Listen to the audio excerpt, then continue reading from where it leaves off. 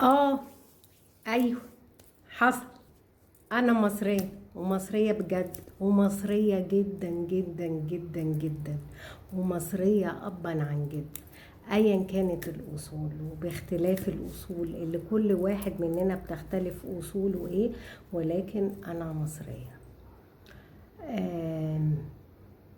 اعتز واتشرف ان انا مصرية، بغض النظر عن ظروف قد تمر بها البلد.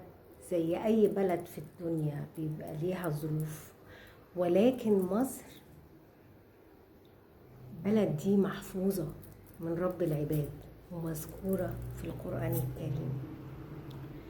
يمر عليها اللي يمر، ويحصل فيها اللي يحصل، وهي واقفة وصامدة وثابتة، لا حاجة بتهزها ولا حاجة بتوقعها. الحمد لله رب العالمين. فليا شرف ان انا ابقى بنت البلد دي وعايشة فيها.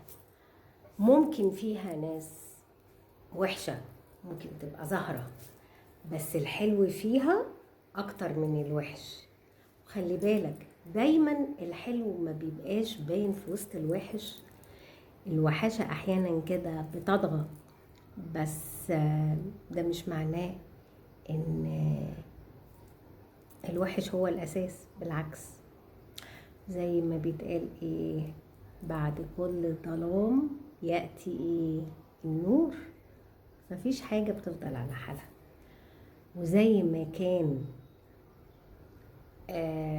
المصري زمان قيمة وقامة، فإحنا ما زلنا قيمة وقامة، وإن شاء الله هنفضل قيمة وقامة.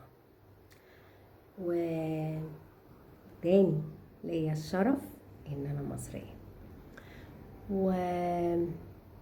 ومصرية أولا، وعربية ثانيا،